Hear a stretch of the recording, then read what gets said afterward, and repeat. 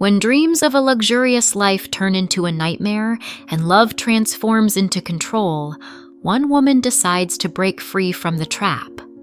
Discover how I escaped an oppressive husband and his mother, exposing their dark secrets. My name is Monica Bridges, and I am 34 years old. Once, I considered myself a rational and pragmatic person.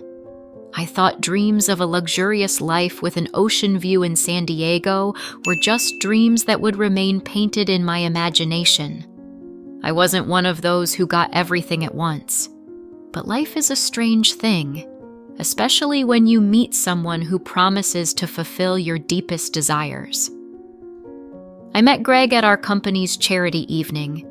Tall, with piercing brown eyes and a smile that turned something inside me. He was the kind of man who filled the room just by entering it. Wealthy, successful, confident. Everything I was not. When he approached me, I felt awkward. My $99 shoes and a dress bought on sale seemed pathetic compared to his impeccable Armani suit. "I see you're not very comfortable here," he said, handing me a glass of champagne. "Is it that obvious?" I awkwardly smiled, trying to hide my embarrassment. "Only to those who know how to look." He paused. "Greg Harrison. Monica Bridges. I work in the marketing department. And I'm the one who can change your life."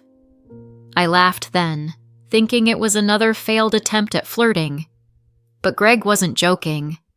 And 6 months later, as we stood on the terrace of his luxurious mansion in La Jolla, I realized he had kept his promise. My life truly changed. Our wedding was like a fairy tale. Expensive jewelry, champagne flowing like water, guests from San Diego's high society. I became Mrs. Harrison, the wife of one of the city's most influential businessmen. I felt like I had caught my luck by the tail. But fairy tales always end, while nightmares can last indefinitely. The first year was magical. Greg literally showered me with gifts, jewelry, designer clothes, private jet travels. We had breakfast in Paris and dinner in New York. I felt like a princess from a fairy tale. Yes, there were moments when Greg showed his complex character. He could abruptly cancel our plans due to work. Sometimes he was irritable and demanding. But I attributed it to the stress and tension every successful person faces. In the second year of marriage, everything started to change. At first, it was little things. Greg began controlling my expenses, commenting on my wardrobe, criticizing my habits. Then he insisted I quit my job. "My wife shouldn't work," he said one evening as we dined on the terrace. "It looks like I can't provide for you." "But I like my job," I protested. "I love what I do." His eyes darkened. He put down his fork and knife. "I didn't ask whether you like your job. I said you need to quit." There was something in his voice that made me shiver. Something cold and hard that I hadn't noticed before. Or maybe hadn't wanted to notice. I resigned the next day. Greg was pleased. And I felt like a part of me had died. Then he started limiting my contacts with friends and family. At first it was subtle. He'd find reasons why I couldn't see my friends or visit my parents. Then he started having jealousy fits, accusing me of preferring the company of others over his. "You are my wife," he would say, gripping my hand so tightly that it left bruises. "Your place is beside me." Gradually, I found myself in a gilded cage, a luxurious mansion, expensive jewelry, designer clothing, and complete loneliness. Greg controlled my every move, every breath. My life had turned into a meticulously directed play where I was the leading actress, executing his directions. But the worst began when Eleanor, Greg's mother, appeared in our home. A tall, slender woman with cold blue eyes and perfect posture. She looked at me as if I were dirt on her immaculate shoes. "I hope you understand how lucky you are," she said to me at our first meeting. "Girls like you don't usually get into our family." I felt my cheeks flush with color. "What do you mean?" "You know exactly what I mean." She smiled, but her eyes remained cold. "Don't pretend, dear. It's beneath you." Eleanor moved in, temporarily, as Greg put it. But this temporary stretched into months, and with each day, things got worse. She criticized everything, from my accent to how I folded napkins on the dining table. She interfered in every aspect of our lives, and Greg always took her side. Always. "Monica, you need to learn to respect my mother," he said when I tried to object. "She only wants to help you become better." I felt like I was losing my mind. My home was no longer mine. My life was no longer mine. I became a ghost in my own body. Then I discovered the truth that changed everything. It happened by chance. I was looking for documents for a tax declaration in Greg's office when I stumbled upon a folder labeled MB, my initials. Inside were photographs, detective reports, copies of my emails and messages. Greg had been tracking me long before our chance meeting at the charity event. He knew everything: my habits, preferences, dreams. Our meeting wasn't a coincidence. It was a carefully orchestrated operation. I collapsed onto a chair, feeling like the ground was slipping away under my feet. Why? Why me? I wasn't special, not a beauty, not wealthy. I was an ordinary girl with an ordinary life.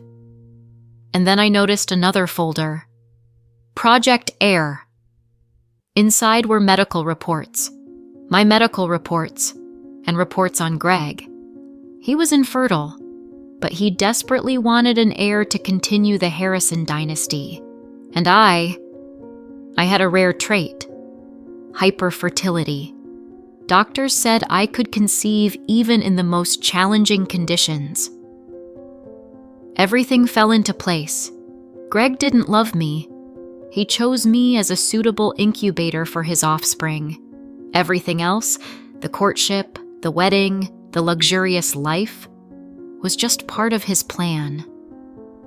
I sat in his office, clutching the documents, and felt something dark and cold growing inside me. It wasn't pain or despair, it was rage. Pure, all-consuming rage. At that moment, I realized I had to escape this gilded cage at any cost. But I couldn't just leave. Greg would never let me go so easily. He was too powerful, too influential. He had connections everywhere.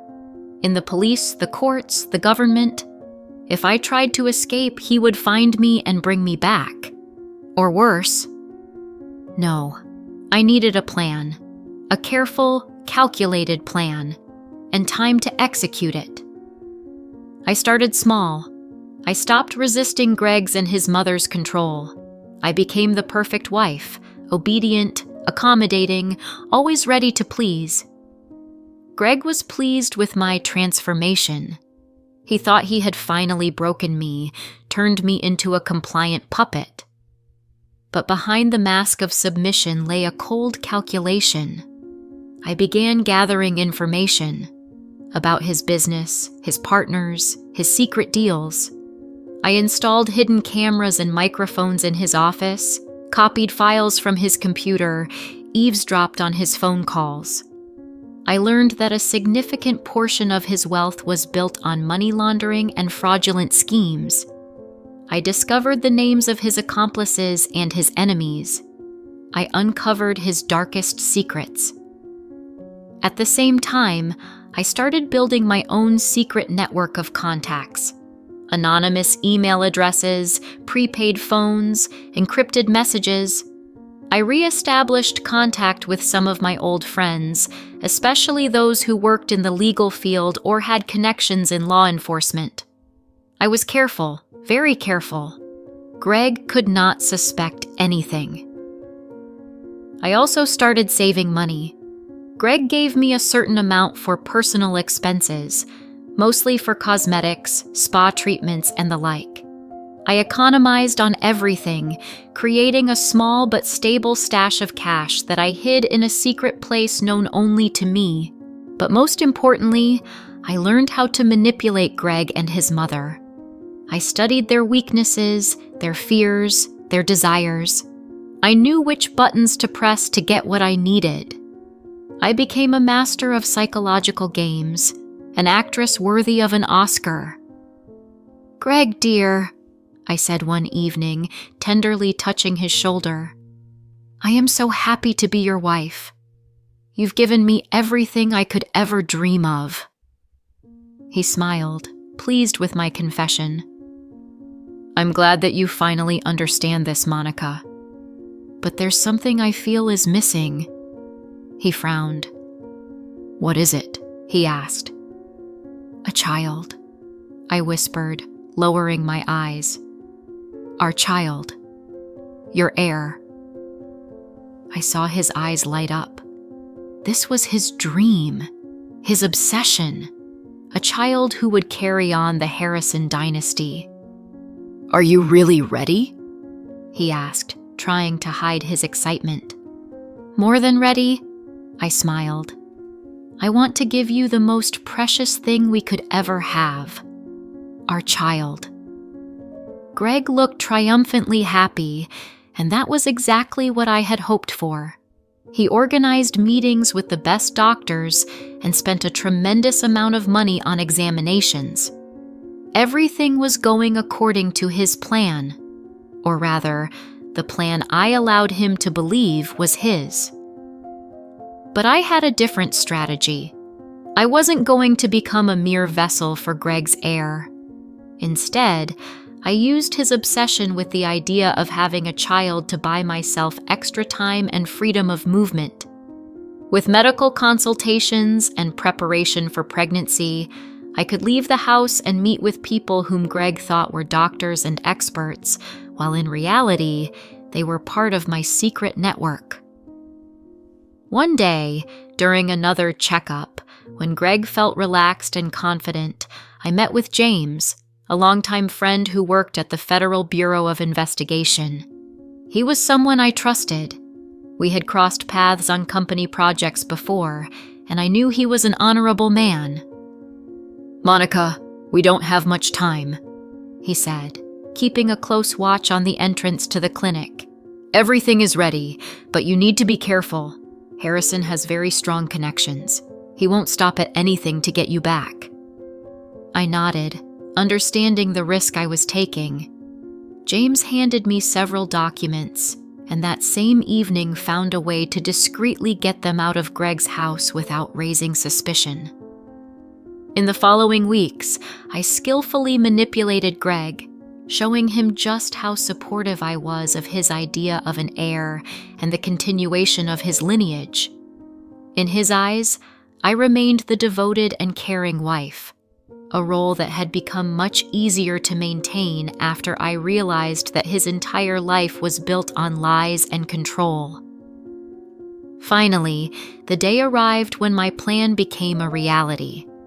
On a rainy evening in San Diego, while Greg and his mother were busy discussing business matters in his office, I quietly slipped out of the house. I had prepared a change of appearance ahead of time: wig, dark glasses, and a different outfit. A small suitcase filled with cash and crucial documents was waiting for me in a hideout just outside the mansion. James and his team helped me hide and provided protection while they completed the operation to expose Greg. His empire was not only facing divorce proceedings, but also scandalous revelations that threatened to destroy his entire career. Everything was going according to plan. I didn't look back and felt no regret as I left behind what I once thought was my dream. Now I knew that I could build a life where I held the keys to my own freedom, and no one would ever put me back in a cage, no matter how gilded it might be. My new life began with my first breath of freedom. I landed in a small town far from the bright lights of San Diego, adhering to strict anonymity. James helped me not only escape, but also start anew. I had a new name, a new face, and a new story, and although it required some adjustment, I felt a lightness and inner peace that I had long lost. Meanwhile, chaos erupted in Greg's world. He was called in for questioning, and his affairs began to collapse like a house of cards. Scandalous details about money laundering, bribery, and fraud surfaced in the news. The Harrisons were discussed by everyone, from big business magnates to everyday people on the streets. Greg lost everything he had so painstakingly built, but I felt no sympathy for him. He chose this path, and now he was reaping the consequences. I had left my old life behind and turned to new opportunities. In addition to my physical escape, James provided me with protection and support, bringing in specialists to develop a plan that not only ensured my safety from Greg, but also legally closed off any matters that could hinder my progress. I began working at the local library under my new name. Knowledge had always been my passion, and by helping others, I gradually rebuilt my trust in myself and in the world around me. Every day I felt more confident in my abilities. This was the real me, without pretense and deceit, and that feeling was unparalleled. However, no matter how much I tried to forget my past, the nature of someone who had once been part of Greg's life prevented me from leaving him completely unpunished. My actions and the help from James remained in the past, leading to consequences but did not fully restore my sense of justice. I decided that I would do everything I could to ensure that in the future, women who found themselves in similar situations could receive the help I once dreamed of at the very beginning. I began writing articles and small essays, inspiring others to change their lives in ways that could help them avoid traps set by themselves or society. My book on how to escape from a psychological and emotional trap became popular in certain circles. It was not just a story of survival, it was a story of rebirth. It provided many women with the knowledge and strength they so desperately needed to change their lives. And what was most gratifying was that I knew that in this new struggle of life, I now had the support and friends who had become my true family. And although I knew that Greg would never find out where I was or who I had become, I hoped that my story would stand as a testament to my struggle, my escape, my victory. The desire for justice and freedom had ultimately triumphed, and that was the most important achievement for me. Did you like the story? Write your opinion in the comments. Don't forget to subscribe to the channel and turn on notifications so you don't miss the next interesting story. See you tomorrow.